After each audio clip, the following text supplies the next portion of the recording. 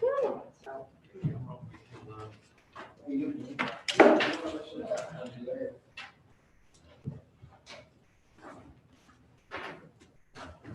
Has let me know it's 5:30, so we're good. Are we live?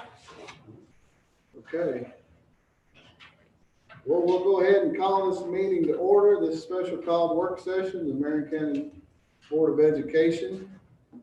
And before we get started, you know, sad to report that one of our good team members, Mr. Scott Spalding, lost his father this morning. And a really good guy, good man, to be well missed in the community by the family. And so just want to say that our thoughts and prayers go out to Mr. Spalding and his family. And Mr. Doc will surely be missed. So Scott's in our thoughts and prayers this evening as we proceed with our work. So item 2A is discussion of current student dispersion and how to obtain building population. And before we open it up for discussion, is there Ms. Schlosser or Randy start out with a little preview or something? That'll be fine. What our office wanted to do was to provide information to the board members because the question is, we have a DFP in Frankfurt waiting to be reviewed so that we can begin that hearing process. So we're working through that. And with the questions that were asked, I have Mr. Lyons here, our DPP. I also have our architect here from RTA, Randy. Mr. Abel's here to answer questions. We are live. We are, folks can watch us on YouTube. So it's a different kind of situation, but we thought it would be a good idea to just look at the numbers. The numbers are what we have today. And obviously we know that they can fluctuate up and down either way. Tim has a lot of data and he's going to share that with you. We also have a Google map. Also have some items that if you have questions, we're going to try to answer those questions. In the event that you've got questions that we're not prepared to answer today, we will get those and we can always continue this conversation because that's what we're here for. Mr. Benningfield here as well to help listen. That's what we want to do. We want to listen and make sure that we provide you all with the information that you need, because we know as we go through this process, we're going to have to make some decisions. And hopefully we're going to be able to give you the answers that you need to look at. It's really at this point, we're just looking at numbers and looking at the possibilities of what that distribution would look like in terms of numbers, not necessarily places. Okay. And again, I'm just going to turn it over to Mr. Lyons. He's also going to put this up on the screen for you to see, and we'll get started. Mr. Lyons. Share this so that people at home can see it. Is that okay with everyone? Okay, so talking about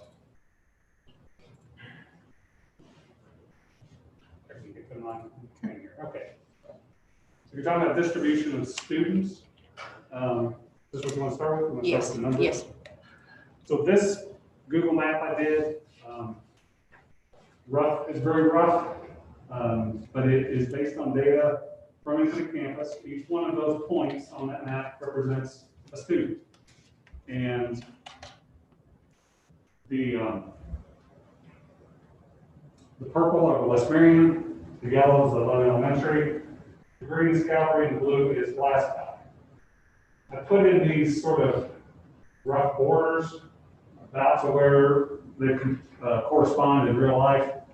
And so you can see kind of where they are. I actually have a map for each of the different elementaries that just shows that elementary and where they're dispersed at. But it can give you an idea because you can zoom in on it to see, where populations are. If you click on one of these points, it will tell you who the student is, by student number, what grade they're in, and so forth. So it's a way to kind of visualize where students are. We're talking about making some changes as far as where we're going to district them to. And I guess that's about it.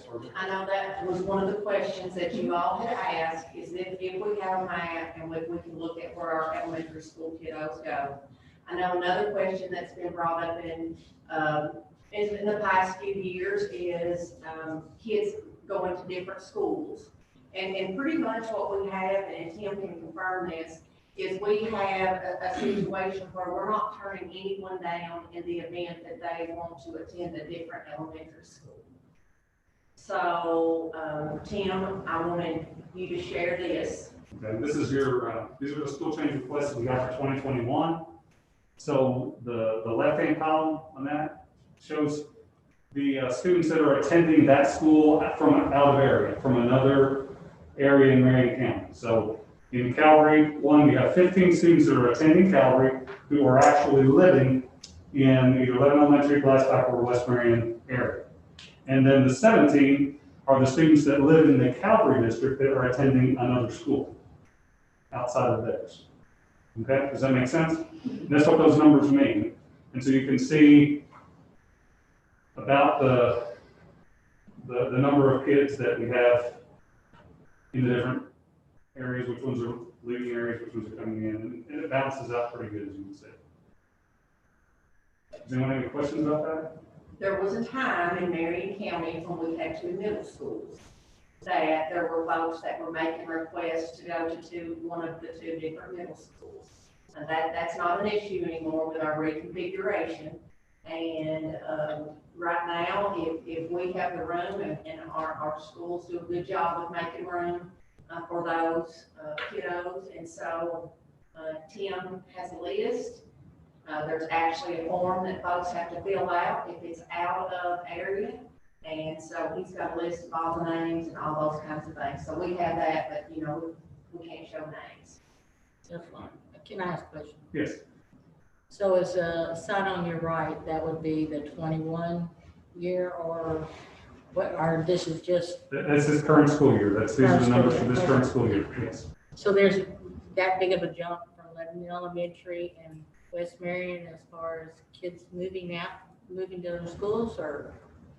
This does not include teachers going, teachers' kids, those or staff kids. This includes just the people who, for one reason or another, I'll give you an example of a situation that comes up a lot. A family will move to another area and their child is in the 5th grade, or it's about to go into the 5th grade.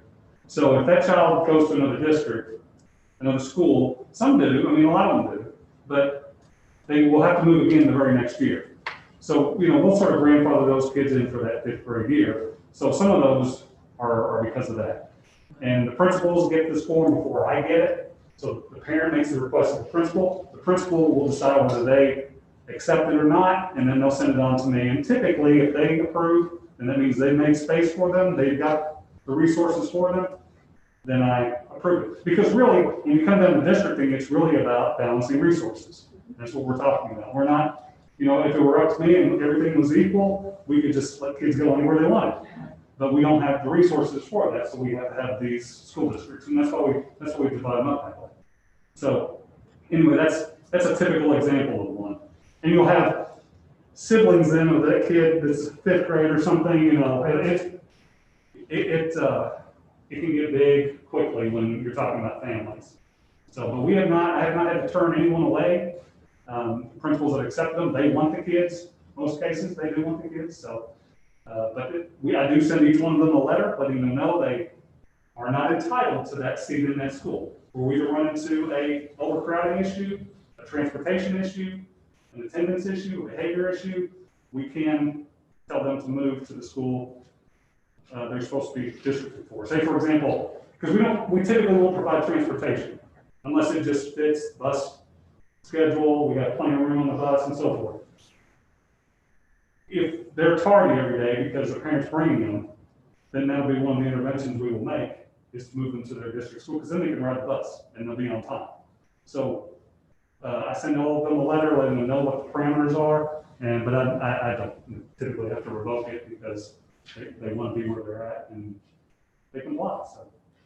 So we don't have like a percentage standard so that if a child applies to go to a particular school and that school is at, say, 115% of capacity, that's not part of our evaluation of whether or not they get to go to a particular school in our policy? Yeah, I mean, we'll deny them we'll deny them, a lot of times it'll be because of, they don't have transportation and we don't have room on the bus. Sure. So that'll be a reason. But I'm just saying that has not been an issue in the last several years. We've had the space. If they didn't have transportation and we could provide it, what does it hurt to provide it? As long as we're not moving a bus out of a route, which we will not do, but a lot of our buses, because of the New World situation, they crisscross in different areas, and it makes that sometimes feasible. And then, of course, there are other kids, now they wouldn't be on this list, but let's say it was a homeless family. Under federal law, a child that's designated as homeless has to go to the school that they are supposed to be in. If they had to move even to Bardstown, this has happened in the past. A homeless child moved to Bardstown, they had to go to Bardstown and get them every day and bring them to school. Because under federal law, they have to stay in the school that they were districted in when the homeless situation began. So you're not disrupting that child's situation. So, but we wouldn't include them in this list. These are just people who have asked and been approved. So basically, if the people move into that area and they're to go to this school, and they choose to go to that school, but yet you have people here that have already been going, what happens when it becomes an overcrowded situation? Because this person goes here, Right. so how do you? Well, we just haven't had that situation. Okay. Yeah, it hasn't been recent. There used to be. When I first started, we had situations like that, where they were overcrowded in some areas, and we had to turn people away. You cannot give, if my child lives in the district for 11 Elementary, then they have a seat there.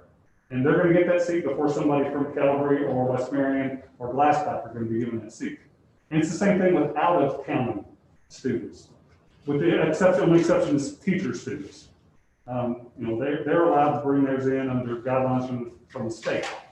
But like Washington County or Taylor County, we have kids that come from there too. And, a lot of parents work here, so they bring their children here. And we accept them if we can, but if it became an overcrowding issue, they would be the first ones to potentially be removed because we have to, it's a resource issue and we have to treat Marion County kids first. We have to provide for them first. Now, those children are in this list, right? Or the ones that live out of county? No, this is not non-resident. Okay. Or non-contract. These are just people who live in the county. Marion. Okay. What number or what determines whenever a school is overpopulated? I mean, are we using the same numbers that we're using for the DFPs that we've done before? Is it something the state gives us, or is it something that we're just using in general? The principal looks at that first, and what they're looking at is if I have 2 kindergartens, and how many seats do I have left based on what their cap is with those kindergartens. So that comes to us first. So years ago, when we were at, the enrollment was a little different. There were people that wanted to come into a particular school, and we would actually have to say, no, we don't have room. So we're evaluating based on classroom cap rather than school capacity. Right, and that happens at the building level with the principal. And so, for instance, we'll use, I hate to use India, but like for Glasscock, you've got more in than out, and a little bit of a difference there. For Calvary, it's kind of a wash, actually, -2. Lebanon Elementary more going out, but that, you have to look at every single kid to find out why. And so we just strive to work with the principal, work with the families. If you put down something, if the board decides we want it to be this, then, whatever that is, then that's what we have to do, and anything else would be an exception to that. So, for the moment, this has worked out okay. And that would be each individual student, or each individual school council, basically. Whenever they determine that they're going to have X amount of teachers and how they're going to disperse these teachers throughout the year. And so as we approach this with the changing, we'll, if X amount of students go to this school, then it'll just be, they'll just have to deal with those numbers Exactly. at the next year. Right, so for instance, and I'll use a different elementary setting. Let's say you had 1,000 students in an elementary school, like Taylor County did at one point. And let's say that you reconfigured that to where the elementary went from 1,000 to 750. Then they would have fewer staff allocated to that building, which means their classroom makeup would look different. It could even be that their resources would look different too. So anytime you're adding, you're going to increase staffing and resources. But if you are subtracting, then you are going to be moving. In our case, you would be moving staff around. And I know that one of the next questions that's going to come up, I know we've talked about preschool, for instance, so maybe it's a good time to talk about that. Currently in Marion County, we are funded for 5 preschool classrooms. However, the board has picked up 2 preschool classrooms, which means we are paying for both the certified, the teacher, and the instructional support staff. And obviously instructional support staff mirrors, you have to have one, but in the instance where you've got kiddos that have additional disabilities, you may have to have more of those. So we pick that up.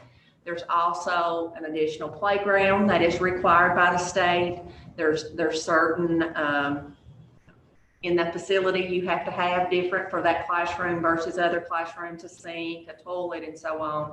And then even the cafeteria, you have to have a different kind of cafeteria table for a preschool. And so one of the things that we'll get to eventually when we're doing the design and we're thinking about all this is like preschool. So if we have 7 preschool classrooms and those two classrooms are coming out of the general fund, the board will need to make a decision. Are we going to take those 7 preschool classrooms and, distribute those over 4 elementary schools? Or are we going to, and are we going to add another preschool classroom, or are we just going to use the 7 that we have?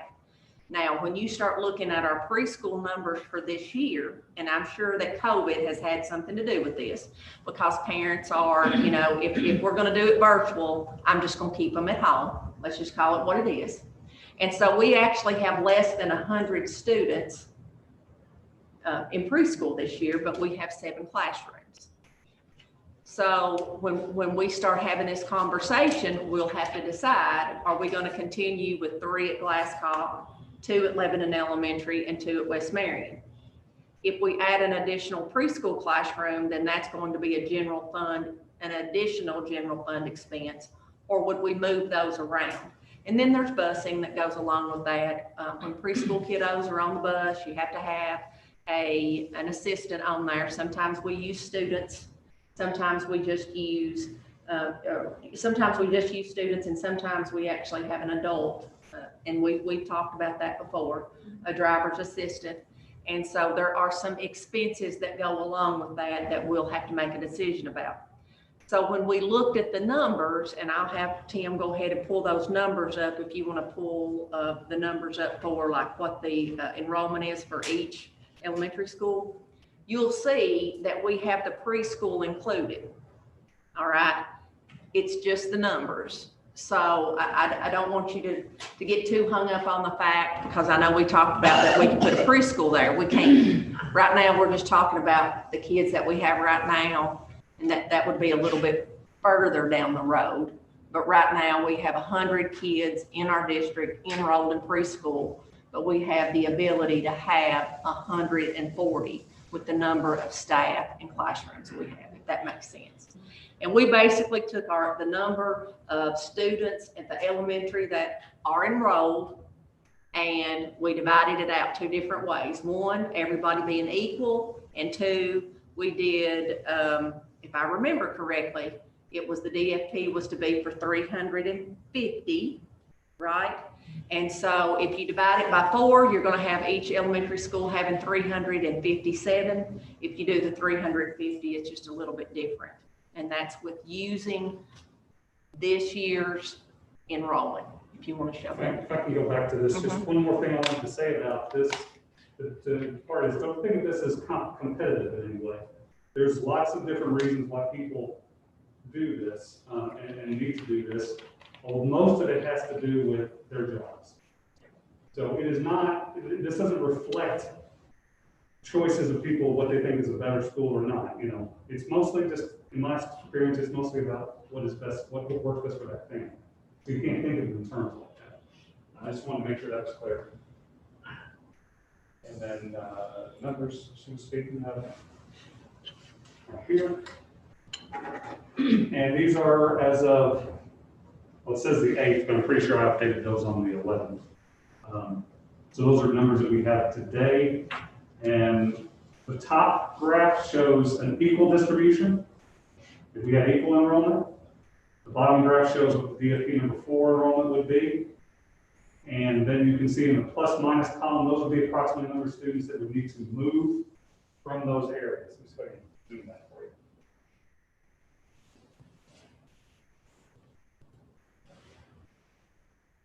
Is that better?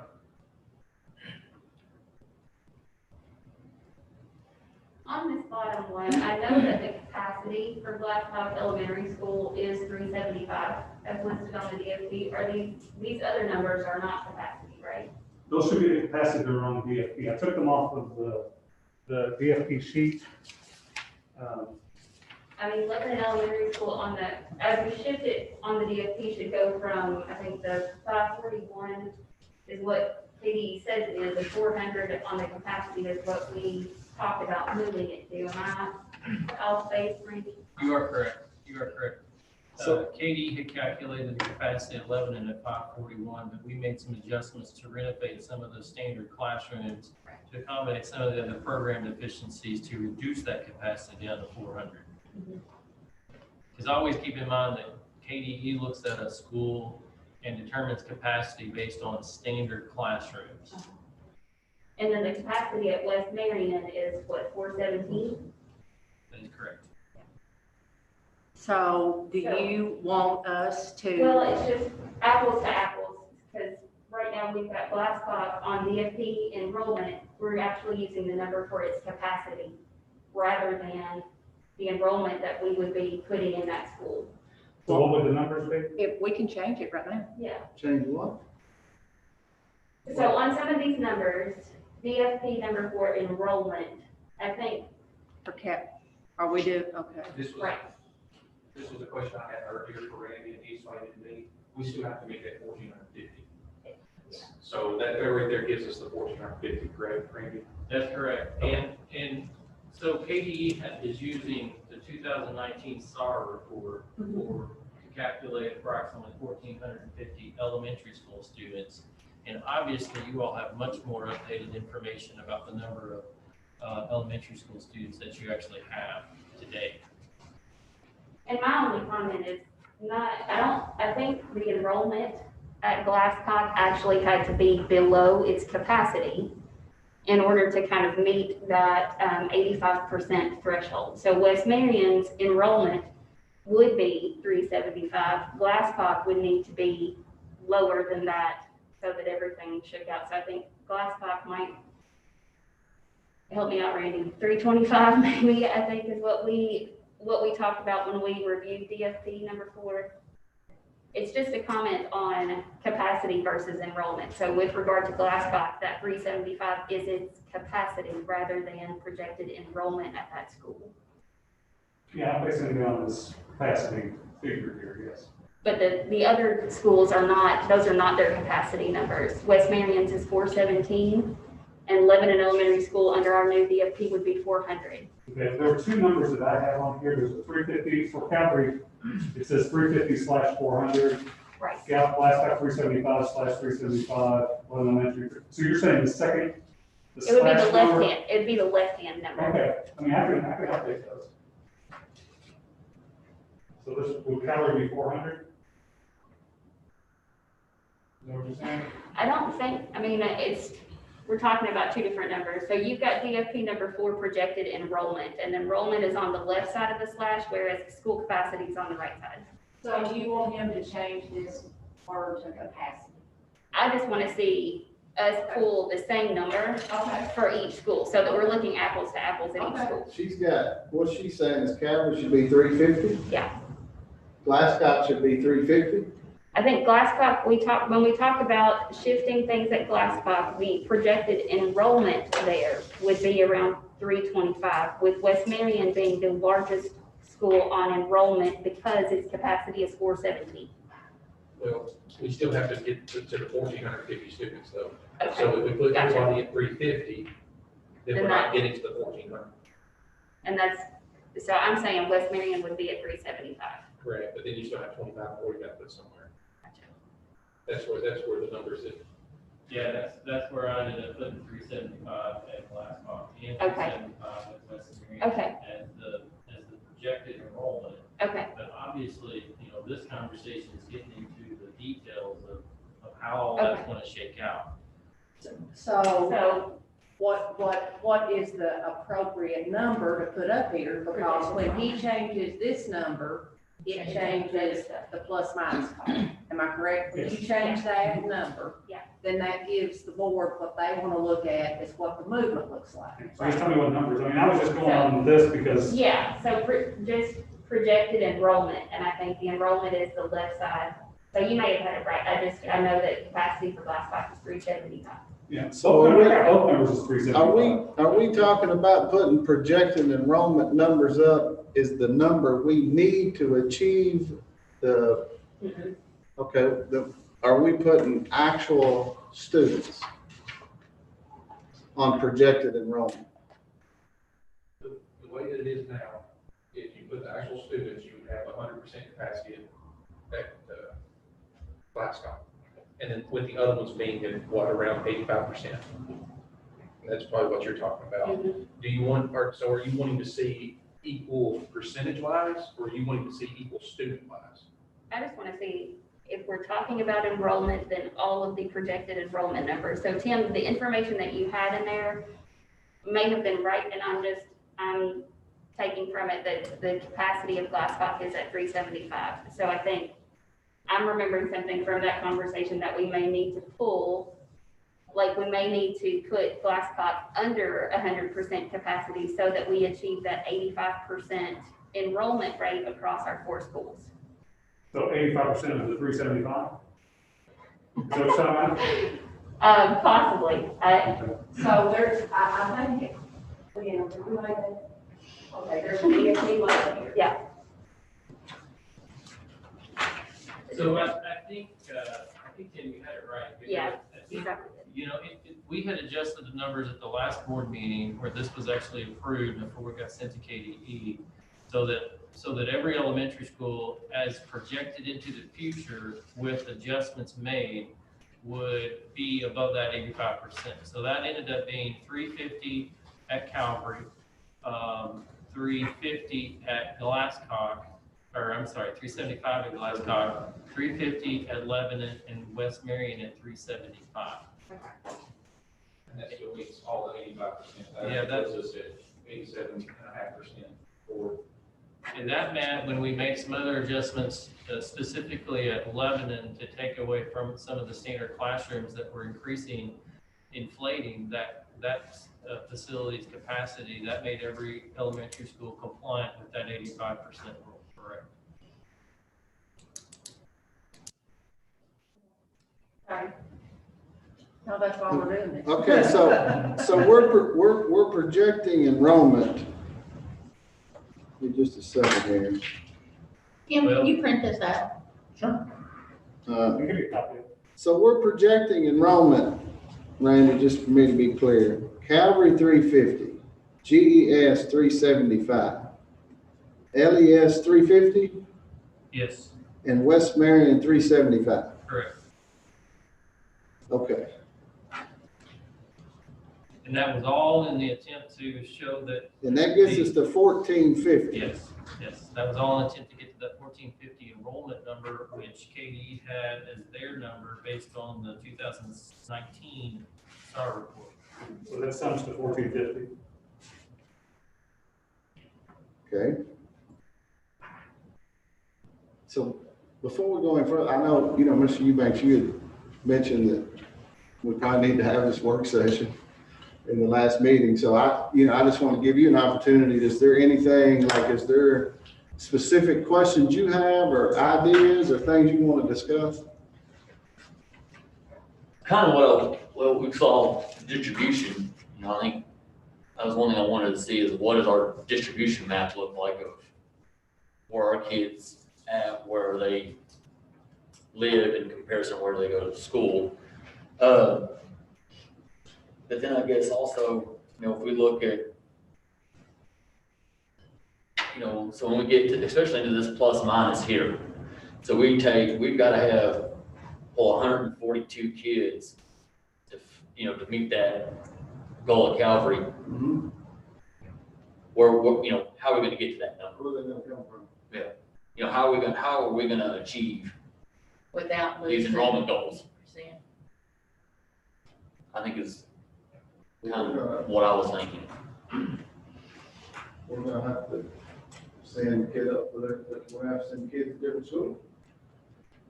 But I said no.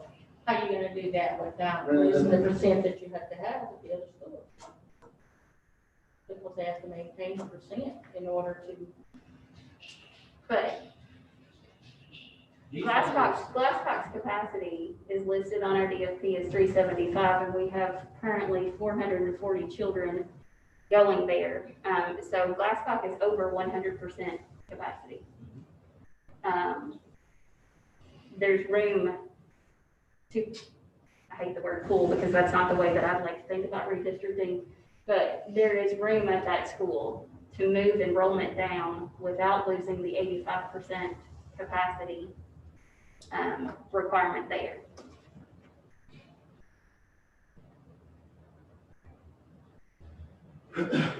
Well, yeah, I mean, it's pretty obvious that based on this matrix and this information, that primarily they're going to have to come out of Glasgow.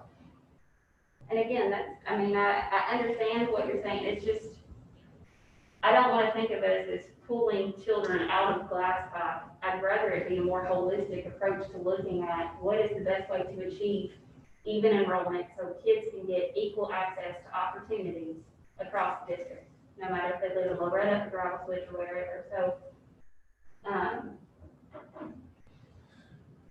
yes, there is room for children to be moved out of Glasscock or to no longer attend Glasscock to maintain that 85% level that we're looking for.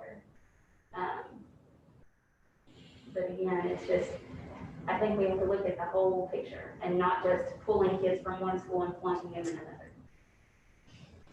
Well, I know. I mean, I'm a little, I mean, I don't understand. Can you articulate this vision? Because I don't know how you, I don't know any other way to say it. It's I mean, there's 400, you know, there's 440 students there. It's got to get down to a certain number. It does, but They can't go to Glasscock. do we just want to look at, because we could very easily solve the math by pulling children out of Glasscock Elementary School and putting them at Calvary Elementary School, and that will solve our math problem. But is that truly the best way to approach redistricting?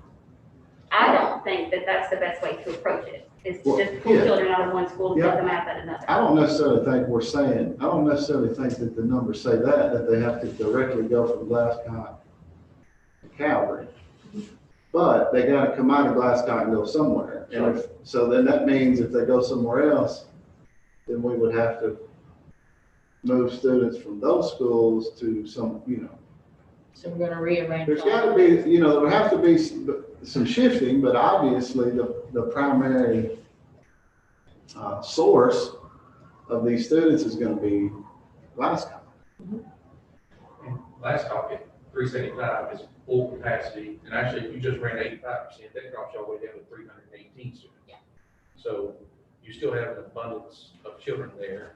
Yeah, currently Glasscock is at 125% capacity For the building? for the building. Okay.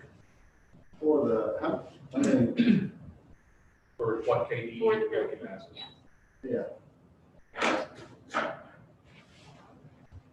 So when you take that map that we have, and you have all those kiddos on there, it's how do you take all of those elementary school kids and reach the 350, 375, 350, and the 375, right? It's how do you take this map and do that? And even some kids are going to be coming out of West Marion, you know, in other places. And some people will be coming out of Legal in Lebanon Elementary as well. And considering Lebanon Elementary is in the center of the most populous area, that's going to be the easiest for people. In my opinion. But I have to speak up on something, okay? I think we've got to take into account what our population looks like. I think we need to take into account that we want equal access and opportunities, and we also want our schools to mimic the diversity that they are going to see at the middle school, at the night academy, and at the high school. I'm going to recommend that we don't want to get into a situation like we had at one time in this district where each of the two schools look different. You know, we have our district, you know, we have students that speak a different language, several languages. We have students that have a different socioeconomic background. We have students that live in different kinds of housing.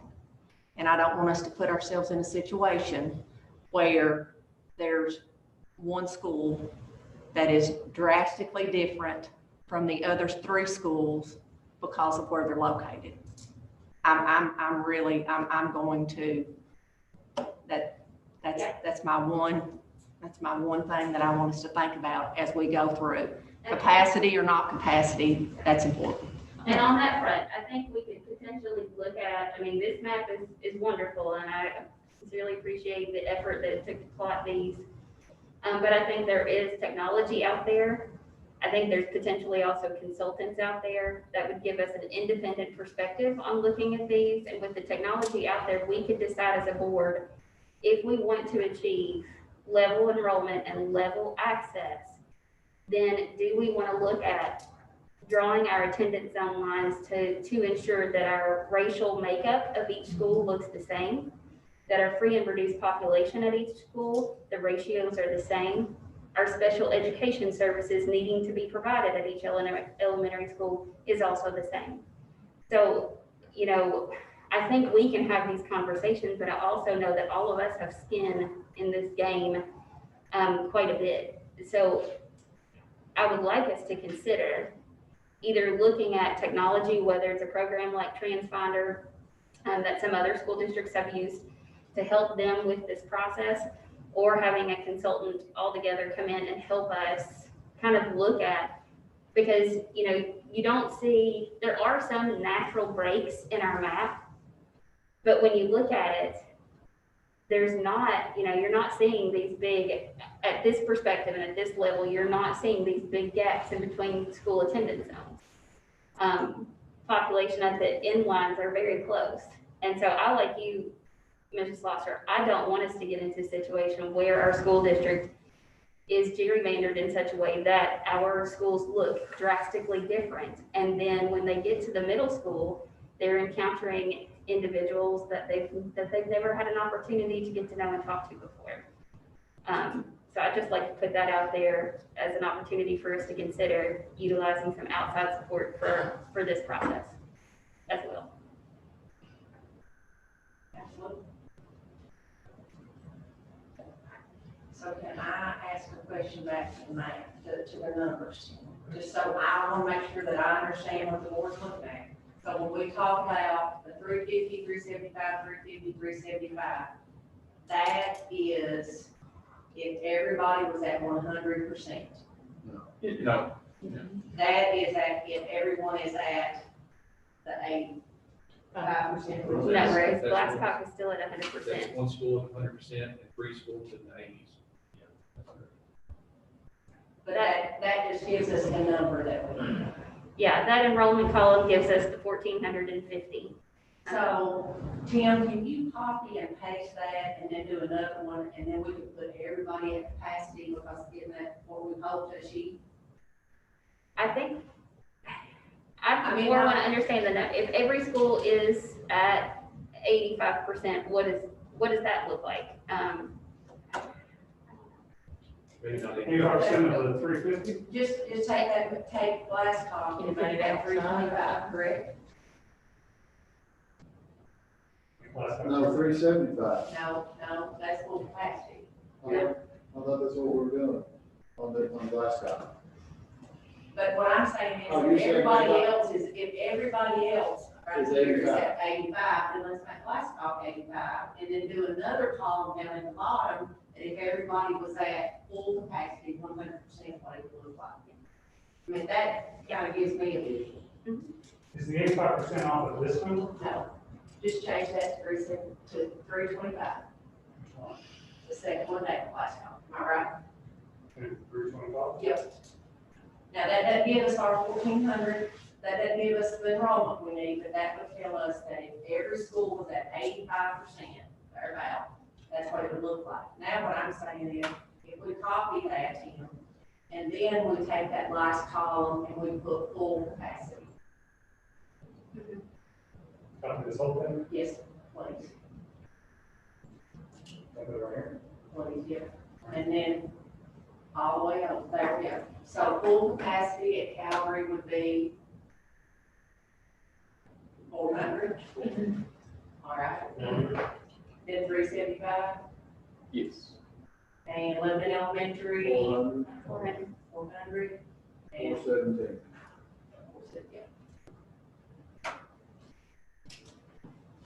If you do the numbers, if you're looking at how many students we have total versus capacity, it's right around 91%.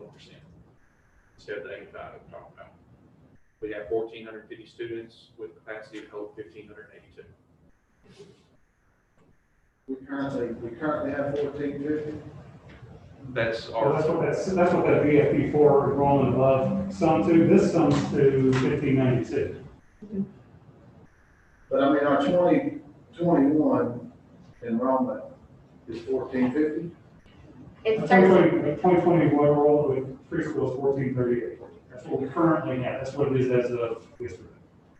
Okay, 1,438. But you were talking about 1450 somewhere in there. 1,450 is the 2019 SARS data that we submitted to KDE, and so that's the number that they're utilizing. So, Randy, I mean, when we look at, when they look at enrollment, they don't include preschool, is that right? That is correct. When KDE looks at enrollment of a facility, they do not count preschool students. They're only counting grades 1 through 6. So we currently have about 1,337. K through 5. K through 5. Yeah, K through 5. And these capacity numbers don't include preschool.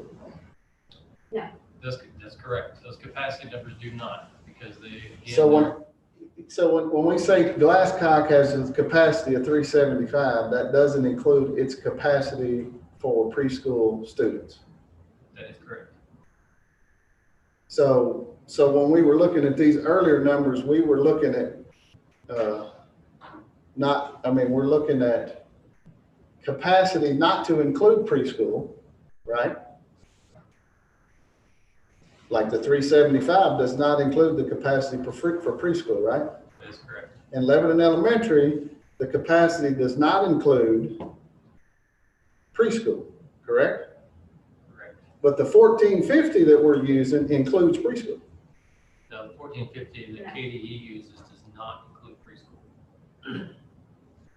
Okay, so we're at 1,337. Is that right? So if we're at 1,337, then we're still way short on all the numbers. Am I missing something?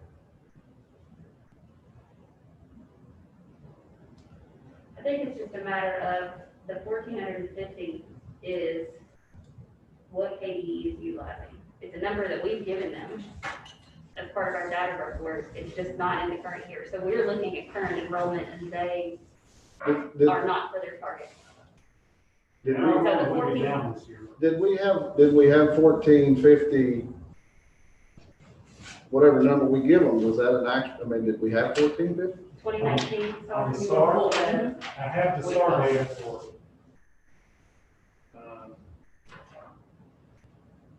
These are memberships. I've got memberships that what we had, 2018-19 was at 3177.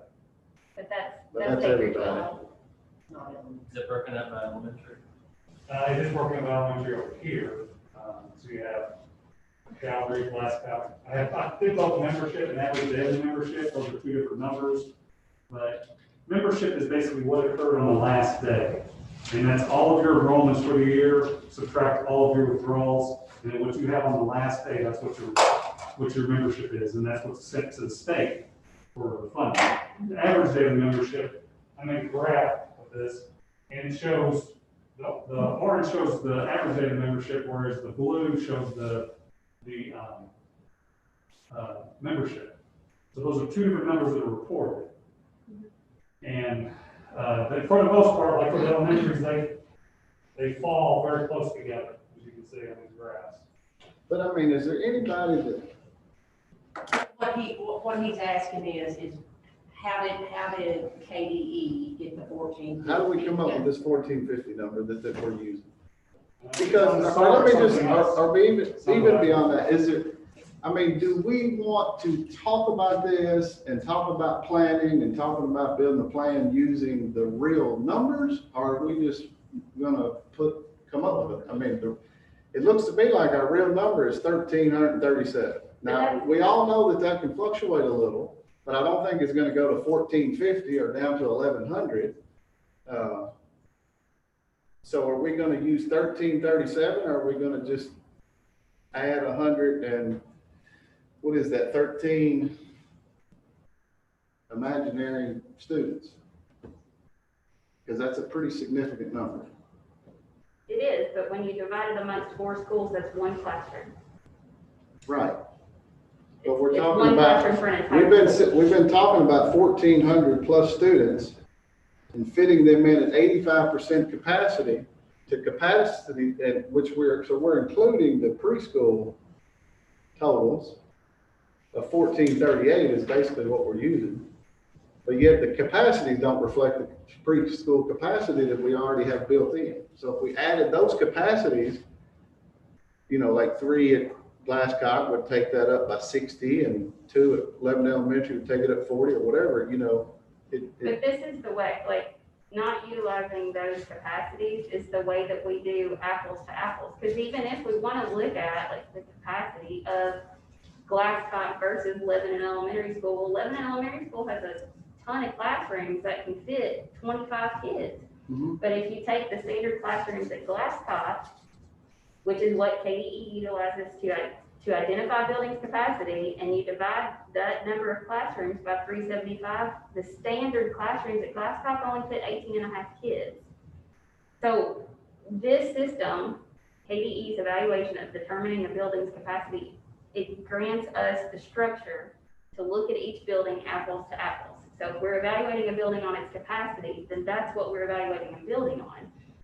I agree with you. I think, if you want to throw in preschool enrollment and preschool capacity. But the 18 per classroom because of the size of Glasscock's is it already calculated into the 375 number? Yes. Okay. So that's already been accounted for, right? They're only sized for 18 at Glasscock, even though we probably have more in there. Absolutely. But it's only sized for 18. And we're talking about moving out however many, but even the numbers we don't even have, we're 100 more below the numbers we're using. Our actual student enrollment is 100 less than the numbers we're using, and it's still a stretch. But the to get numbers to we're using 85%. came from us. It came from us. KDE is just a year behind what we're looking at right now. Yeah, but I guess my question is why use that? Why not use the real number? We can use, our current enrollment to get a picture of what we would be looking at in each school. Okay, But if we are talking about building capacity and putting the students in those buildings to achieve that 85% capacity by KDE, then I think it's appropriate for us to use the numbers that they are using so that our data lines up. Now, in reality, we know that our enrollment has gone down this year from last year, but who's to say it's not going to go up again next year? When we report out SARS data for this year, it's going to look different than when we were looking at current enrollment for next year. So I think, again, we just need to decide which structure it is that we're looking at the numbers on and achieving redistricting. And again, we are having a conversation about redistricting here and now, but I think we can achieve those ratios that Katie is looking for and give ourselves room to grow in each school building, give ourselves the room to do what our community is going to do in reality. But again, I think it's important for us to look at the numbers that KDE is looking at because again, that provides us the structure to make these plans. well, I think we need to look at real numbers.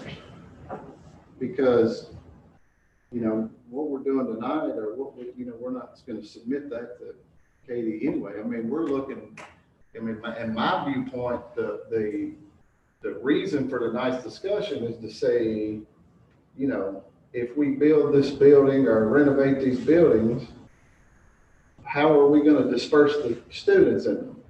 And if we're gonna talk about dispersing students in buildings, we need to talk about how many actual students we have, not just some hypothetical number. And so if we're gonna have a capacity of 375 and 400 and X and so forth and so on, we need to look at, you know, we know that this 1330 can fluctuate some, but I mean, I don't think we need to use a number that's more than 100 more. But again, that number that's 100 more came from us. It came from Well, our data. I mean, It's not a made up number. It came from us on our membership at the end of 2019. okay, well, but it's changed. It has changed and it'll be different the next year. Because after that. actually, that would be probably out of the last 7 or 8 years, that's the highest. I mean, that was or, you know, I guess it included this class that was about 50 or whatever more. I think, I mean, when we were initially having the nickel conversation, we were talking about an elementary school enrollment of 1,600. I know, but we're not. We're not there even- right now. We're not even close to that. But we were. Yeah, we were 5 years ago. Maybe, I don't know what we're, I mean, maybe, maybe about that 14 and a half.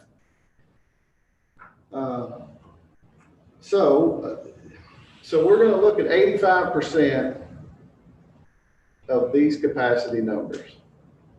And so is it, and this number, like the plus 192, or this is 100% down here and 85% at the top, right?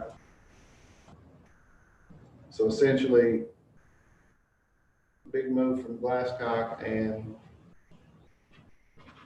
Lebanon, and then a lot of them would go to, am I looking at that correctly? So they don't match up. The minuses and the pluses don't sum out to zero. Well, that's up if it's even distribution, but you're picking distributions out, I guess, out of these other numbers. It's just telling me how many would have to go to get to that number. Gotcha.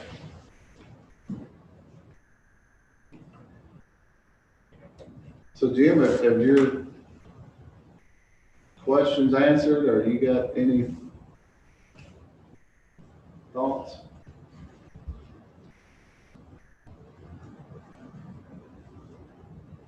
I do think if, you know, when we do a redistrict in some form or fashion, I think it's gonna be,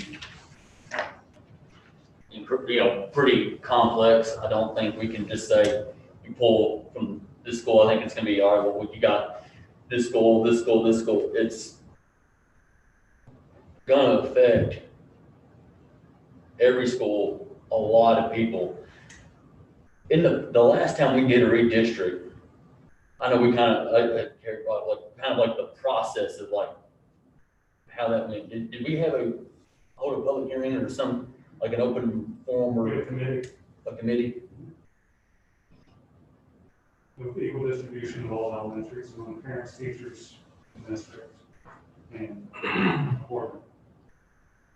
Did we have any that weren't involved in the school district, like city officials or people involved in the real estate industry or anybody who would provide experience?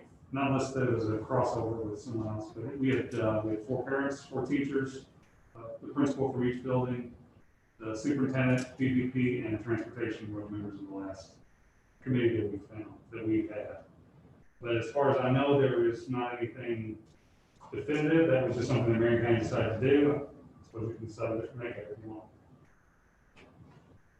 Is this something we should consider doing in phases? And what I mean by that is that if we're building new schools or renovating new schools, we're talking a few years down the road.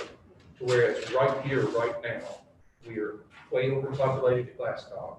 We are way underpopulated in Lebanon. So is it something that we should look at? Okay, is there an area or students that in the future would be relocated to Lebanon Elementary, and should they go on, or should that area, whatever you bus route, however you want to clarify it, should that be something we should look into going on and doing before we do a big one?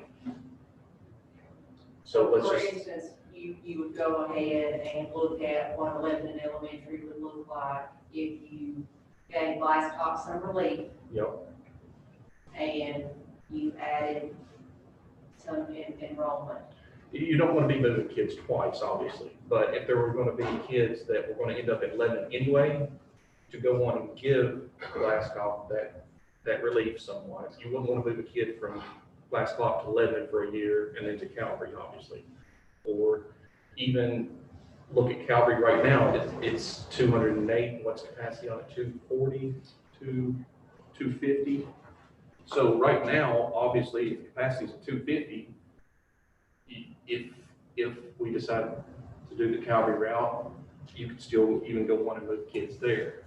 Maybe not to the full 400 or the full 350, but what's that? Our cafeteria can't handle that. Okay, and that's, I don't know, so. Yeah, Okay. I would be concerned if we did. I think we have to look at our buildings. That's, we would need to look at our buildings, and I think you're right, it would be tough moving kids twice. But as far as the makeup and what that looks like and how we do that, I mean, that's more decision. And Jim's right, it's gonna take a lot. And so, Randy and I talked this morning, and we talked about, as far as all the things that go along with renovating or building a new school, you're looking at, you're looking at 2 years. You're looking at 2 years in regards to the design and, everything that goes with that, and then the actual shovel in the ground and completion. So if we were to start a new school in the summer, you're looking at that probably wouldn't open until, 23? So we do have time. And of course, that's a group of students, and let's just say that you pick an area, you may have 20 elementary school students in this area now, but in 2 years, you may only have 8. So, and that's kind of the moving target we're trying to get here is, so in my mind, when we're looking at so-called redistricting, I'm looking at it more along the lines of bus routes. We're not necessarily redistricting children, but we're redistricting where the buses are going and where they're going to school. Because we've even said in the beginning that we're going to give parents choices, right? I mean, we're still going to have flexibility for someone to choose to go to another school. So we're looking essentially at bus routes. It's gonna be part of it. And right now, the way our transportation works, we typically go in. And so when you are starting to look on the outskirts of the county, it may be that we've got buses going out and then turning around and coming back. Especially if you're dealing with, you could even have maybe some routes that have just elementary versus, you know, what we have now, which is all grade levels. And what I hear you saying is that if you took the map of Marion County, you're basically redrawing all the lines. Right? So you redraw the lines and you're correct. Who's in elementary school today is not gonna be necessarily in elementary school 2 years from now. Right. And that's with any year, you know. But if there's housing available. And that brings up another point, is where is the housing going to be? And I know where there are developments that are going to be in the future. I know where developments are right now, as well as you guys know. I mean, you see what's going on in Rosewood, how many houses are being built out there right now. You look at Ridgeview subdivision. I know that there's going to be 70 units built at Park. I know that there's going to be several units built on Old Calvary Road. You look, there's another 20 acres out on Ridgeview. You look at where these pockets are going to be. And of course, most of them are right here close to the city. And then when you're doing these bus route evaluations, you're picking a road, and because you're not picking the center of a creek or anything like that, you're just picking this bus is going to take this road and go to this school.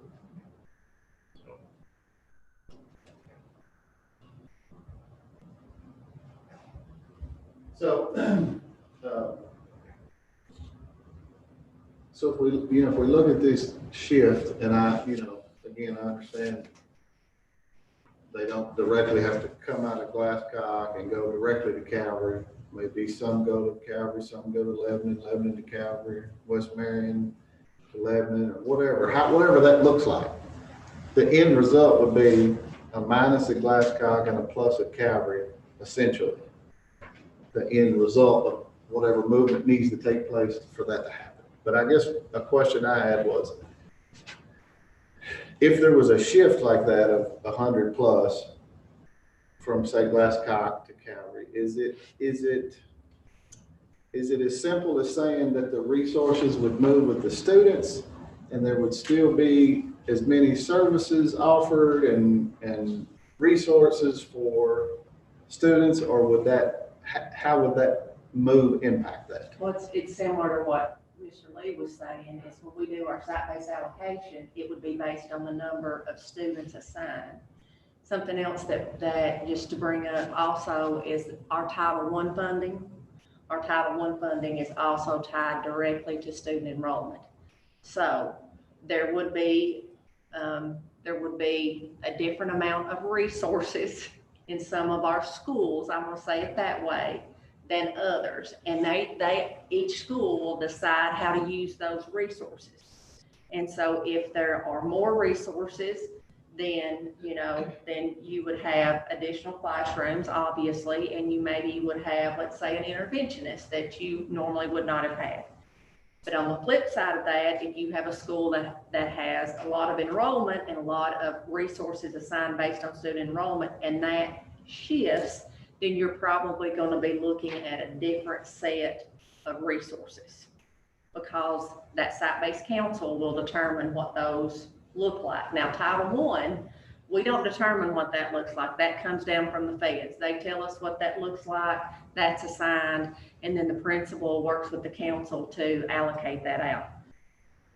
Remind us what Title I is, what is it evaluated on? It's based on socioeconomic of your school. Mm-hmm. And so you would see less Title I funding at Glasscock.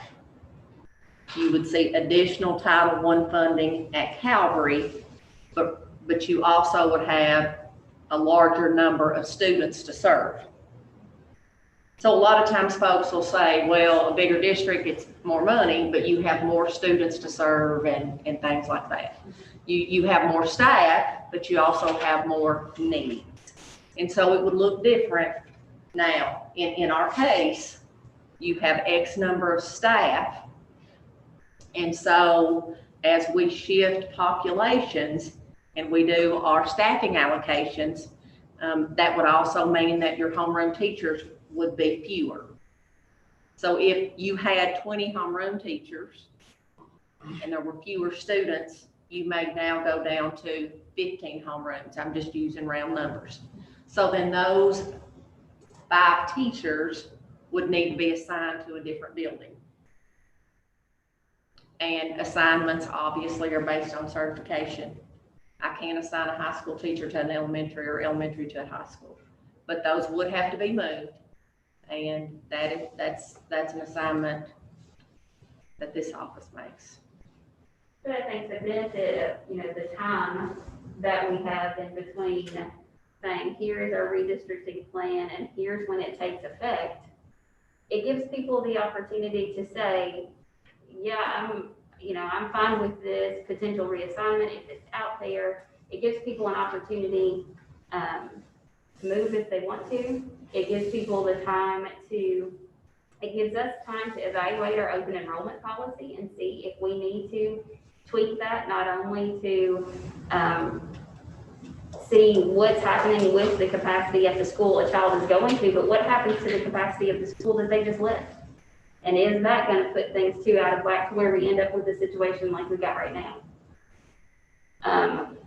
So I think the benefit of time is a great one because it gives us an opportunity to really look at this whole picture of how do we determine where kids go to school in our school district. And yeah, it's going to impact a lot of people, but again, they have the benefit of time as well to determine what's going to work best for their family. You also have to look at the other end of that picture, the people who can't afford to move or find other No. situations. Definitely not, but I think that's why our open enrollment policy is important because we still give people that option as well. Disagree.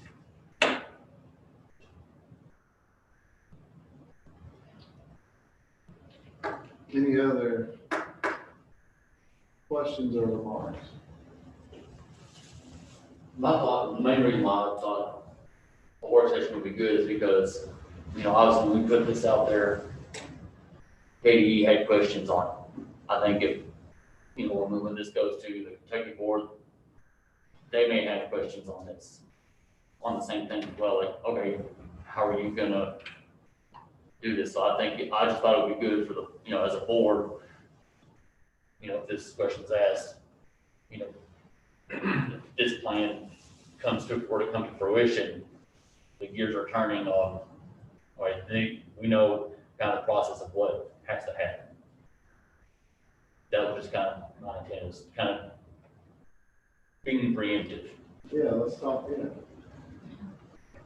Has anyone in here been a part of the redistricting in this? I was. Yeah. That was way before I even left, and Is it, it's been a while. so, when we're talking about time, and of course, it's a moving target, but, it could be something to where we install what it's going to be, but yet allow a 2 to 3, how many year period for it to become that. So that way, for example, let's just say I got 2 kids and one's in 5th grade and one's in 3rd grade. I want them 2 kids to be going to the same school.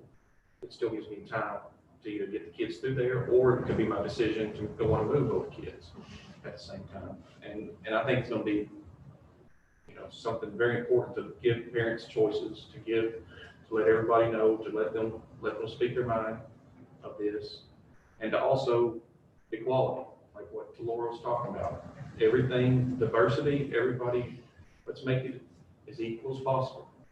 Let's do it to where a person in Calvary can get the same education as West Marion, as Glasscock, as Lebanon, to where any kid can go to either school and get the same education that they want. So And that's how it should be. it is It should exactly, be. that's what we want. I think I say amen to that, for sure.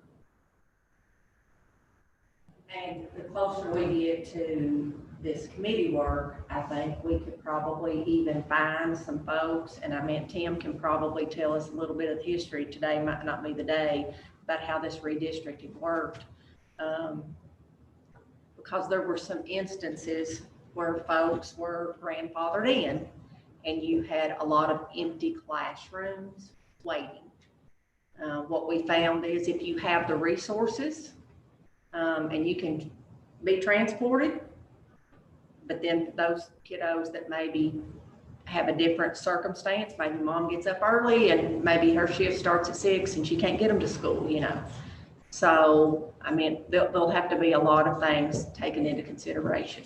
Because, you know, if we're gonna have, if we're gonna have these opportunities, you hate for a building to not be at capacity, right? Obviously, we don't want them overloaded, but we want them to have those access.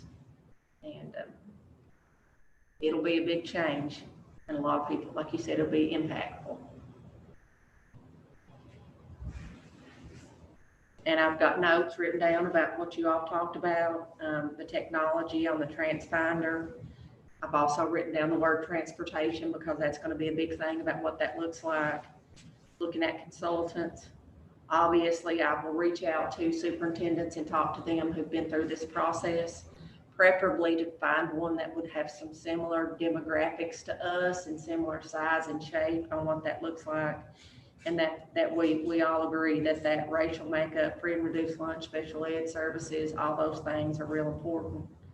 And as we get further down, we can talk about what open enrollment looks like.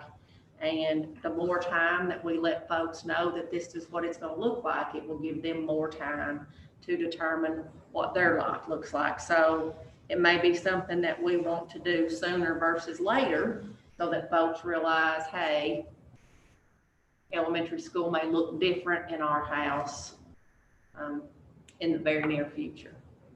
Does that kind of recap? Randy is in conversation with Mr. Gilbert, and we're continuing to wait on that hearing packet to come around. I think he's going to talk to him tomorrow. I talked to him today, and he was going to schedule time tomorrow to actually review the updated DFP and then get back to the district with the hearing packet and any other questions that he had before he did so. So that's in the process. Okay. So Brad, I didn't mean to interrupt. I was just trying to make sure that I've got what you all want me to. Is there anything that Ms. Schlosser didn't touch on that you wanted to be focused on or look into or have in mind? Okay. Was this information that Tim had, was that helpful? Well, it's very interesting, especially when you look at schools, you know, looking out of district and then kids in district going out, that's very interesting. It's actually less students than I thought it would be, to be honest with you. I thought it would be more, but. It might also be helpful to understand if we've got, say we've got kids who are going to Glasscock for preschool, but they actually would be attending kindergarten at a different school. What does that maybe look like as well? Okay. And so that, we can not necessarily include our preschool numbers, but understand what that shift looks like to those buildings.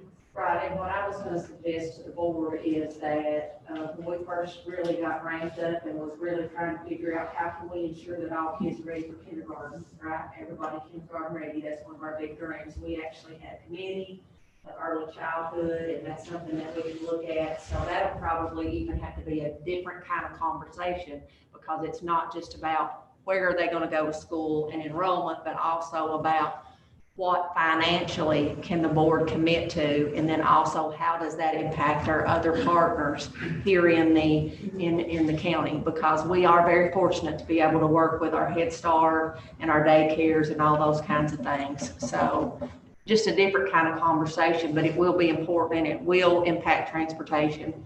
And as always, everything impacts the budget, right? I mean, it's just that's fact, and we want to make the most of the money we spend. The new Head Start that they're building, is their enrollment or capacity going to go up? That's a good question. I do not know the answer to that, but I do know that when we are doing preschool registration, Jim, our kiddos that qualify for that program, they actually go there first and then come to us. And so, but there's a qualification, and I do know that they actually they may have hired, but they actually have a new preschool person. As far as I know, the one on West Marion end will still be on West Marion end. It's mainly going to affect the others. That's my understanding, but it could change, But but I I don't know, it could change. I'll find out if that enrollment will, if their capacity will increase. Like I said, things change, they don't do change Up here, yeah. here. Absolutely. And remember that our kiddos that we get reimbursed for are students that are economically disadvantaged and students who have a disability. And it does start as early as 3. And if they do not have a spot for them, then we're required to find a space. Again, this year's been a little bit different. Again, I think that's just been a challenge for parents with it being virtual. We've already started the conversation about what that'll look like next year, but I'll find out those numbers and that'll. I've heard of a lot of parents that just opted out of preschool altogether this year. Randy, Yes, sir. still with us? Yes, I am. I don't mean to put you on the spot here, but do you recall what was the Glasscock capacity before it was revised? Or just ballpark? I mean, was it?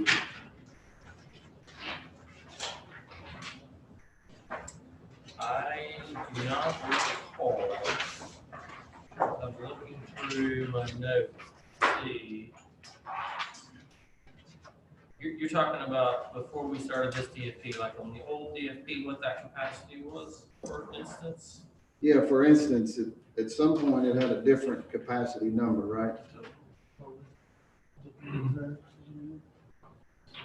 No.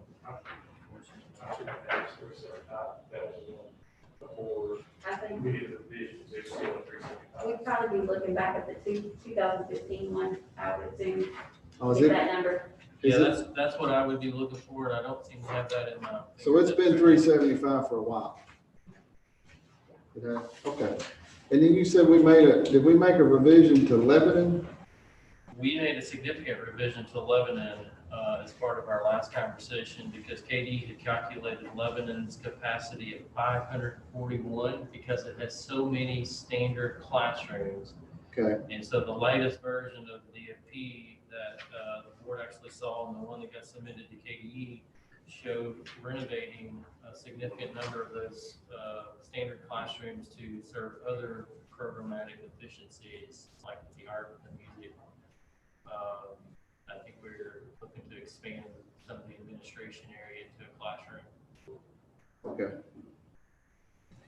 And then so for Glasscock, Lebanon, and West Marion is the standard classroom. What's the student capacity for those standard classrooms? Is it, because like we talked about, because of Glasscock's size of their classrooms, we're looking at like 18. Is that how it was calculated? It was 18 and 18 change? and a half is the number of students that would fit into their classroom. Okay, so If you just take the capacity divided by the number of Of standard square- classrooms. square, yeah. But I think what KDE says is that any classroom 700 square feet or above Mhm. would fit 25 kids. Anything below that, there's another little group that will fit 22 kids, and then you go down below that. So it's how KDE defines square footage is how many kids will fit in the classroom. So to get that 18 and a half, I just took 375 divided by the number of standard classrooms. Math. Okay, so Glasscock's, you counted the classrooms in Glasscock's math, The standard classroom. the standard classrooms. And based on their square footage and KDE's model, its capacity was 18 and a half. About. And is that calculations what's used in this 375? Yeah. Okay. And LES has enough standard classrooms, or they had it 541, but basically when we looked at a renovation or a design, we were going to convert some of those to other types of rooms so that therefore brought the capacity down. That's correct, because Okay. originally we were showing quite a bit of addition at Lebanon to accommodate some of those other programs like art, like music, like computer, and some other functions. But we adjusted that so that we're not showing that large of an addition, but showing renovating on standard classrooms to satisfy those program deficiencies. Gotcha. Okay. Well, to kind of share my thoughts and kind of along the lines that Jim had mentioned, it seemed kind of clear on the comments from KDE that capacity or being at 85% was an issue or a concern for them. And I think we're going to have a real problem because we've got Glasscock at 375 because we're utilizing an 18.5 or whatever number per classroom. Now, I don't think we're going to allocate students, I don't think we're going to go to Glasscock. If we're dividing students in classes at elementary school at West Marion and Lebanon and Calvert, and we say we're going to put 22 in a classroom, or whatever number we allocate, we're not going to say at Glasscock we can only put 18, because that means we'd have to hire additional staff to compensate for the additional classrooms that would have to be used to fill the students. So while the capacity may show 375, in reality, the capacity is more than that, or we're certainly not going to do anything different in one school than the other as far as number of students per classroom, because that would be nowhere near being equitable. But so we're looking at Glasscock at 375, which is, probably in reality on a pretty low number. We've changed Lebanon from 541 to 400 by changing the uses of said rooms. And even after we've done all those reductions, if I just look at the capacity after we slashed the numbers and brought them down to get them more in line with what KDE might want, if I just take those capacity and take 85% of that number, it's like 1350 then change. We currently don't even have enough to hit 85%. And I don't know why we would want to look at a plan that essentially is a struggle to get to 85% when we're a district that's projected to lose 2%. It just doesn't seem like a reasonable thing to do if you're looking from my standpoint, which is, the best use of our dollars and maximizing the potential for resources for students. So I don't know, I think that, it'll be, I don't know what the Kentucky Board of Education will say or how they'll view that. And, and I think this is in large part the reason that the LPC kind of never got on board with this plan. But anyway, that's my thoughts. It looks like it's, we've already had to make a lot of adjustments that really don't make sense. And then we're going to have to do a lot of moving around and shifting to make this plan work. But that's just my thoughts. Any other thoughts or comments before we move on to the next item? The 2% loss, that's just this year, right? We're not going to lose 2% year out every year. No, that's what they're projecting. Right. We're not going to that's their projected trend line is a -2% from here till when. I don't know if it's a 10-year window. I think it's That's a 6-year enrollment decrease. So we're going to lose Yeah. 12%. Well, that's a projection. They could be wrong. they might be right, they might not, but that's So just. it's cumulative 2% over 6 years. Gotcha. Okay. So is his calculations right? They- What he said, basically. Yeah, I just took the capacity that we put on the board for the 4 centers. And if you take 85% of that, you're at like 1350 something. And our current enrollment is 1330 something.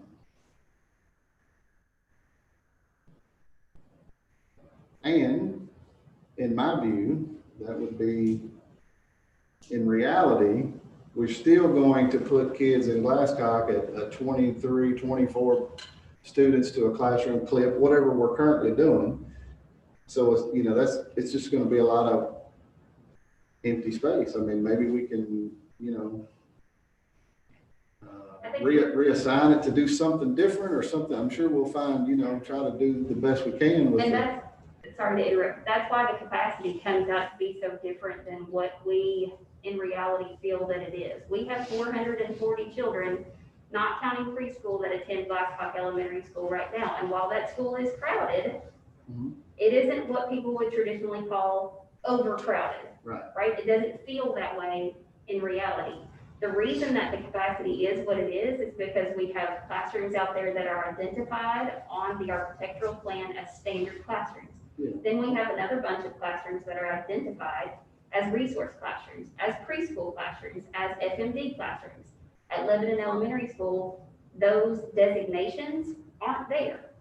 So that's why the capacity is so markedly different at Glasscock than what we know it to be or feel it to be in reality. That's the same reason that the enrollment and the capacity at Lebanon Elementary School is so markedly different from what we see. Because if you look at Lebanon Elementary and you say that, or we say that they have 298 students at that school, not counting preschool, so we've got 320, but that building will fit 541, I say you're crazy. Because there's no way that we can add an additional 200 plus kids to that school and it not feel like it's busting at the seams. Yeah, no problem. So again, I'm gonna argue that we work within the numbers that KDE is giving us to have a capacity at Glasscock at 375, knowing that in the future, if we get a COVID baby boom and we need room to grow at Glasscock, we've redistricted ourselves into giving us that room. But if we keep Glasscock at 440, 488, including preschool, when the corona babies come, there's gonna be nowhere for them to go. And so I think while in reality, when we walk into these buildings, KDE's map doesn't make sense because we know what we see. Mm-hmm. I think it still provides us, again, a structure within which to work that allows us to evaluate every building the same. Yeah. Yeah, well, we're talking about even with the, 300 at Lebanon, I don't disagree. If we added 200, it would be busting at the seams. But even on this, we're counting it at 400. And, if you say currently, are we busting at the seams? Are we overcrowded? I don't think we have that issue. And if we go with this plan, we're going to increase our capacity by about 150. Wait. And at Calvary, we're going to go from 250 capacity to 400. So we're going to increase our capacity. We're already not overcrowded, but we're going to increase our capacity by 150 students. Because it's a different building. Like, we're not adding 150 kids at Calvary in that building the way that it is. Well, I know that. I mean, I'm aware of that. I'm just saying, if you go with this plan, you're going to build capacity for an additional 150 students that we're not trending to get. And so, to me, that means you're going to have wasted space. You're going to build new space to waste space because we're going to have empty spaces. So that we're going to have empty spaces in other places so that we can build a new space and increase our capacity quite dramatically. That's why I think there was all those comments from KDE about 85% capacity. Well, and just to clarify, if you take 85% capacity from the DFP that's been submitted to KDE, it's 1,352 K through 5 students. Our current K through 5 enrollment is 1,338, so we're not that far off. No, that's what I said. I said even after if we take 85%, we're still not quite there. Right. Now I said 1,350 something, we have 1,330 something. So yeah, it's close, but we're not quite there. But we built in 15% capacity for a projected 2% loss in enrollment district. Just my 2 cents.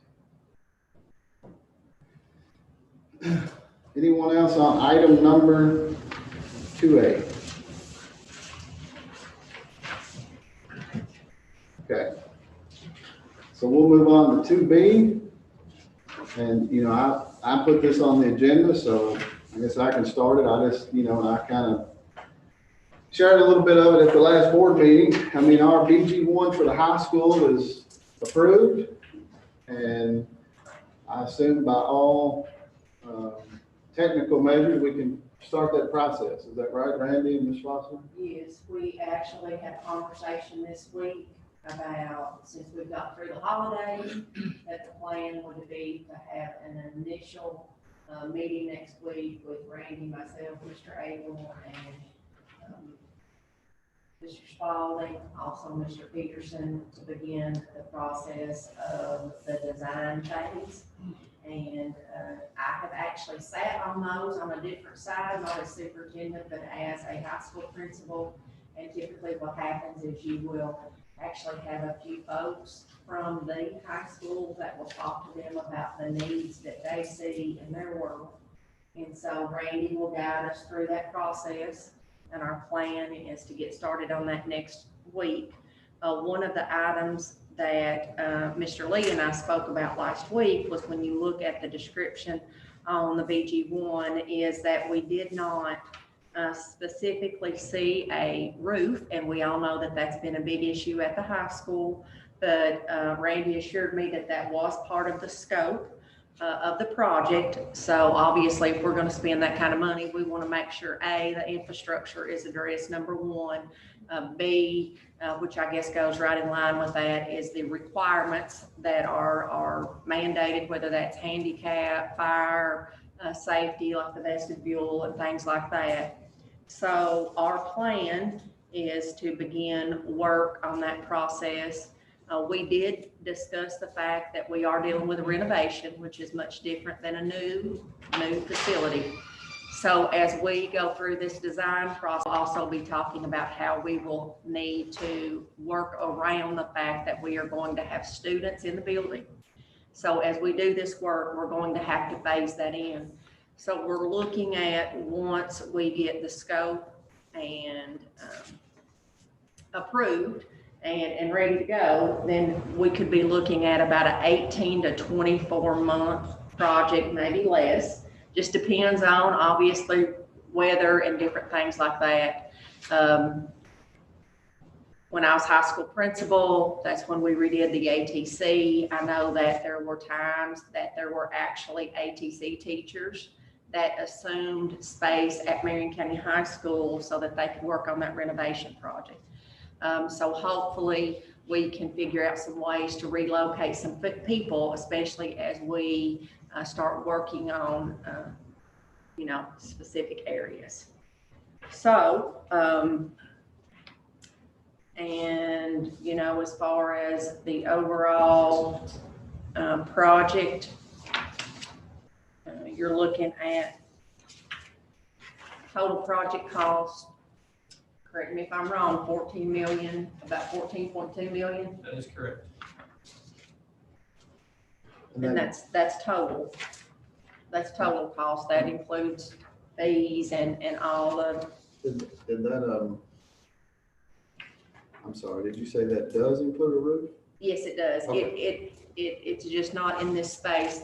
There's a new program that we use, a fact program, and when you are taking something in Excel and copy and pasting, sometimes it doesn't always get in that, but he assured me that that's a big part of that. Obviously, we know the HVAC is an issue. We know the roof is an issue. And we know that electricity is going to be a big thing. I know we've heard from our teachers to say, we have 2 outlets, and we have, when that building was built, it was very innovative, I'm sure. A dome 50 years ago is a pretty big deal. But, we also didn't have the technology that we have. So we know that electrical outlets are going to be something that we need to address. Also plumbing. We've got pipes in there that are 50 years old. A couple summers ago, we had an issue with one that burst right before school started. Thankfully, we got that fixed. And then obviously the items that are included, but we would, we'd like to go ahead and get this project mapped out. But it is a process, and it's gonna be a bit. Yeah, Anything else? well, I'll just add to the whole design process. So like Laura was saying, we are going to start our kickoff meeting and programming conversations just to confirm the scope of work. The roof is part of the project. It's part of that cost estimate. It did not get translated into the project description, but it is included in that. I anticipate that programming and schematic design, we would come back before the board with an official document, floor plans and the description and site plan, in a couple of months, probably sometime around March timeframe. And then we would move into design development, where we continue to develop the design, add more detail to it. That would be another additional couple of months, and then we'd be back before the board to present that for your all's review and approval at all three of these steps. And then we would be coming back with construction documents later, probably into the summer sometime, and that would be the final set of documents that would actually go out to bid for a contractor and contractors to put pricing together for. So it is a process. And then also, as said, as we work through that specific scope and understand the details, we'll work to create a phasing and sequencing plan so that we can minimize the impact to the students, so we can continue to do work, but minimize that impact to the students with regards to noise and dust, and make sure that we get that contained. It sounds like there is some flex space in the high school that we can use to move people in and out of. Yeah, we're excited and ready to get moving forward.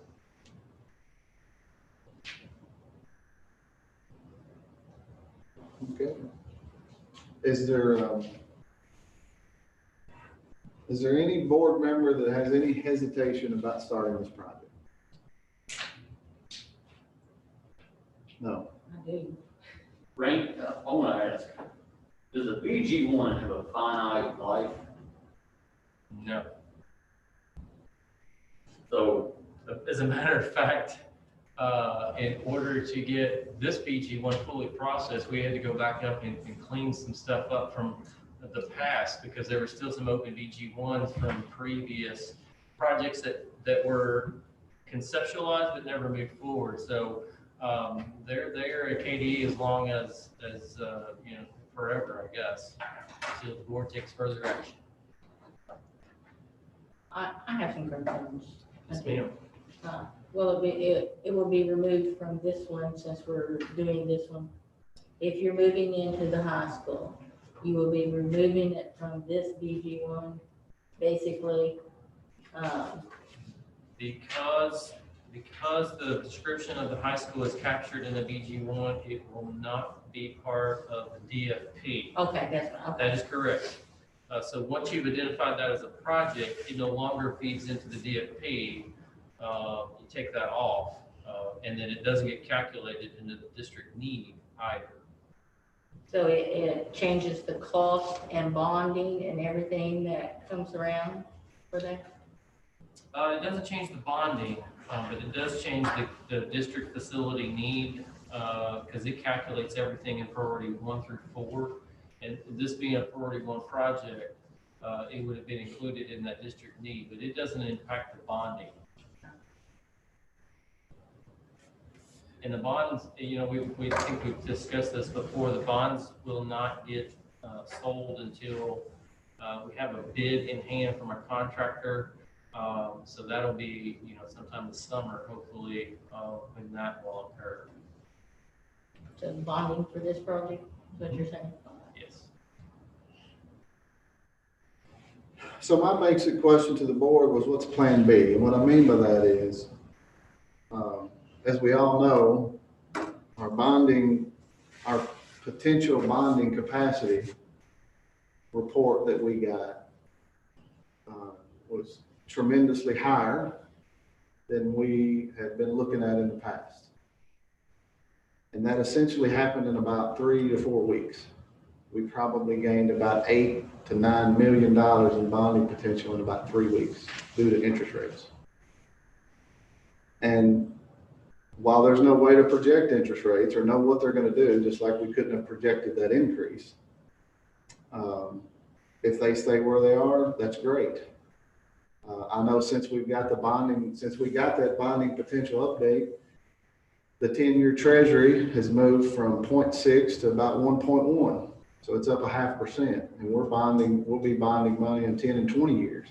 So it could even had a bigger potential impact. So we're probably already down a couple million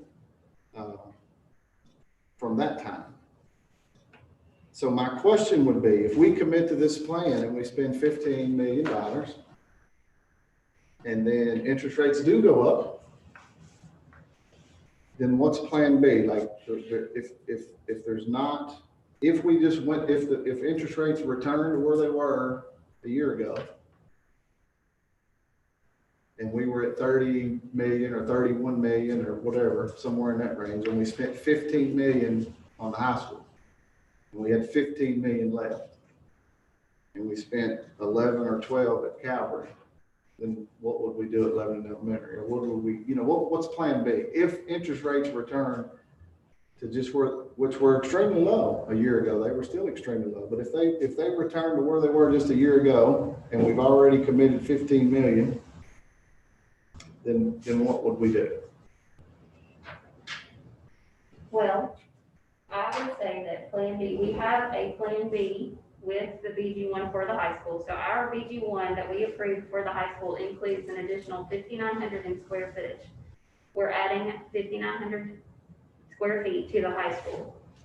The high school is currently at 82.7% capacity, which means we've got open spaces there. So we could lower the price tag of the high school project almost immediately by taking away that 6,000 additional square feet. That would lower our project cost to the other option that we considered, which I think was 12.7 million. So we can already take that off. We're also not looking at spending 11 or 12 million at Calvary Elementary School because we've changed the capacity there as well. We're looking at building standard classrooms for a certain amount, which lowers the price tag of that building as well. So we have savings there as well. Okay. You were also quoted in the paper this week as saying you expect interest rates to stay relatively low for a while. So what's a while? Yeah, I was talking about short-term rates, which is controlled by the Fed. The reason for that comment is that the Federal Reserve has indicated that short-term rates, which is all they control, will probably stay low for a year and a half, right? They have no control over 10 and 20-year interest rates. That's dictated by the market. That's simple supply and demand. If Baird takes our bonds out the market and says, we want to issue these bonds at 2.5%. If there's no investor to buy the bond, then we don't have any money to use. So then they have to say, okay, we'll pay 3%. And then if there's demand for 3% money, then people will buy our bonds and we'll have money to spend. If it's 3.5%, the market will dictate. And when I say the market, I mean investors. What's the appetite for investors? What's their demand for? What kind of interest rate do they have to get before they're willing to buy a bond and loan money to us? So that number can change quite differently than 6-month or 2-month money that the Federal Reserve, or overnight money, which is actually what the Fed controls, is just overnight loans to the bank. But the short-term money kind of works off of that number. So that's where you see your CD rates at the bank and things. It's 3 and 6 months or a year. But that has no control over the long-term number now. And even the short-term number could change. I mean, that's just my opinion of what might happen in the next year or so. This number could stay the same. We may still have that bonding potential in a year and a half. My question is, if we don't, what do we do? If we've already spent $15 million, and even if we do what you're talking about about $2 million here, doing a $2 million less project. And if we reduce the capacity of Calvary by 50, Randy, we're talking, don't I remember it's about $500,000 for 50 students and $1 million if we reduce by 100 students? Yeah. So if we reduce it by 50 students, you're talking about 500,000 and 2 million here. That's still, if we get back to where we were, there's still not, I mean, there's not enough. You know, if you go 13 here off of 31, you got 17. If you spend 11 here, and then the next question is, are you gonna have 0 left?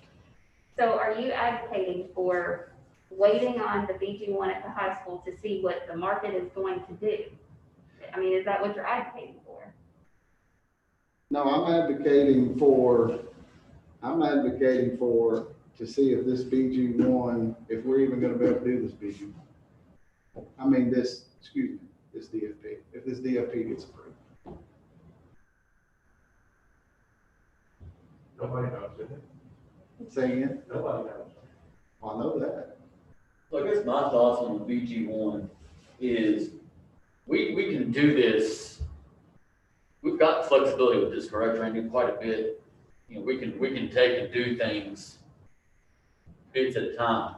Obviously, if we start things to do, it's going to have a ripple effect. Or we do one thing, we probably need to do another.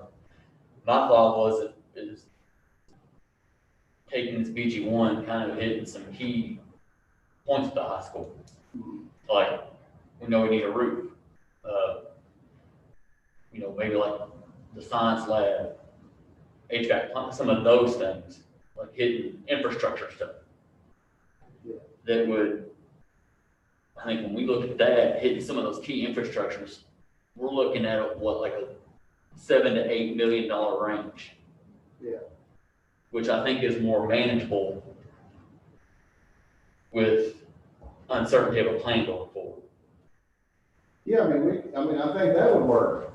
But if we do that, then we're gonna be tremendously scaling back our renovation, which. Well, I think what he's talking about is a phased renovation. So here's what we need to do initially, and then as we get a clearer picture of what our finances look like, here's something else that we can do, and then here's the next piece that we can tackle. Yeah, It's not necessarily scaling back your entire project. It's taking it in pieces so that you can then reevaluate once your picture becomes more clear. yeah, but So would we need to change our DFP to add something to the high school if we were gonna look at doing this different, or could we leave it in them like you talked about before? Like a finding, you know what I mean? Like if this is a $15 million project and it turns into from a 15 million to a 7 million, then you've got $8 million worth of need that is not on our plan. And if we don't have the need on the plan, then we can't do that. I am gonna advocate for this. If we get a new roof, we need to go ahead and redo our HVAC and our electricity, because one affects the other. Oh, yeah. And that's a really big deal. I mean, and I'm just gonna advocate for that, because, the last thing I wanna do is put a new roof on and then turn back around and then put an HVAC unit in there. And then if we're not gonna do the full project, then I would wanna ask Randy to do findings so that we get it on there, because if we don't do it and it's not on the plan, then regardless of who's sitting here, we can't do it, correct? That is correct. So Okay. we would do that as an amendment to the DFP to Okay. get that scope back into the DFP and make sure that's captured moving forward, because you're exactly correct. KDE wouldn't let you do a BG1 if you didn't actually have that project listed in your DFP. Okay. And there are certainly ways, that we could look at, listing things as alternates. Let's say the whole addition, we could do the design and list it as an alternate and on the day of the bid, or we get the bids and the board could review those and decide not to take that as an alternate. And there's other things that we could look at doing as an alternate as well, so that you could look at scaling back your base bid scope of work to give you some flexibility as you move forward with your financing. As far as the DFP, I think the earliest that the state board, they meet every 2 months, so they meet in February, they meet in April, and you have to have that DFP on the board agenda 45 days prior. So at this point in time, the earliest that you would actually, the DFP would be on the state board would be April, and they meet in early April, like the first couple of days in April, which means we would need to get the DFP submitted by the middle of February timeframe, which means we need to pack it, and there's still some activities that still need to happen in order for that to even occur, but that would be the earliest date that you would actually know that DFP was approved by the state or not. To give you a timeframe. I wasn't a part of this, the original item that were part of this BG1, but I would imagine that, like Jim said, that some of these are non-negotiable. Some of these are, we have to do this. And I would think that to piggyback off Jim, not necessarily as a phase, but these need to be done, whether the roof, whatever it is, that, and then put what is less so underneath. And to being around construction, things do affect one another. So if you're gonna be into the whatever, HVAC, you're gonna have to deal with electrical and stuff like that. But do we have an itemized list somewhere of what you guys have prioritized, or is that just something, we just have this list of things? So the list gets created out of the facilities assessment report, so everything kind of gets grouped together. Now, what I would say is that as we work through the schematic design and we talk with different individuals, we can start to develop kind of that list of items, and the design team, architecturally and engineering wise, we could start putting costs to that to present back when we come back with schematic design, for instance. As far as, you know, some detail to that number as far as what that construction cost really is for each of those items.